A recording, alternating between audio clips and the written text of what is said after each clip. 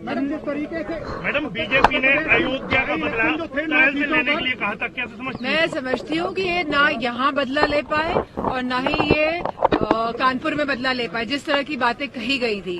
और मैं समझती हूँ जिस तरह का रवैया रहा है शासन और प्रशासन का, जहाँ खुली छूट दी गई भाजपा वालों को घूमने के लिए मतदान वाले दिन, जिस तरह से पोल डंपिंग हुई, जिस तरह से पूरा प्रशासन और शासन का जो रवैया रहा, ये अपने आप में एक प्रश्न चिन्ह उठाने वाला है। मैडम कुंदर की सीट पे जिस तरीके लगातार से नारे दिए जा रहे थे, कटोगे तो बटोगे, क्या माना जाए चुनाव में नारे का इफेक्ट पड़ा है क्या?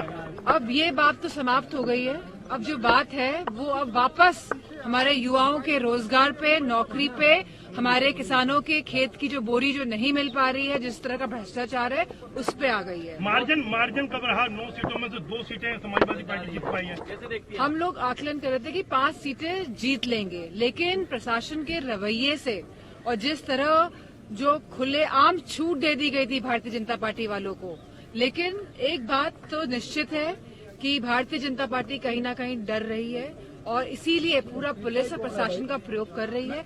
लेकिन मुझे खुशी इस बात की है कि हमारे कार्यकर्ता कहीं घबराए नहीं और इनका सामना मजबूती के साथ। मैडम करेल का जो चुनाव हुआ उसमें बहुत कम मार्जिन रहा जी, वो इसीलिए कम रहा कि प्रशासन की सख्ती की वजह से और जिस तरह इन लोगों ने हमारे वोट प्रतिशत को जो गिराने की जो इनकी रणनीति थी, वो जो कामयाब हुई है, इस वजह से प्रतिशत कम वोट कम मैडम करेल में वो कम रहा है। करेल में मतदान को लेकर एक दलित युवती की हत्या का मामला आया था, कैसा लगातार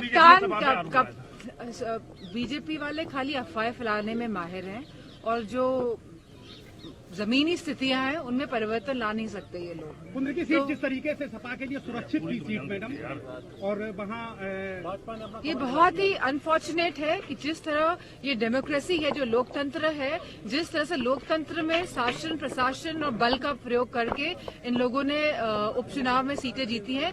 पर ये हमेशा से भाजपा की जो है, ये इनका जो कैरेक्टर है, ये इसी तरह का है।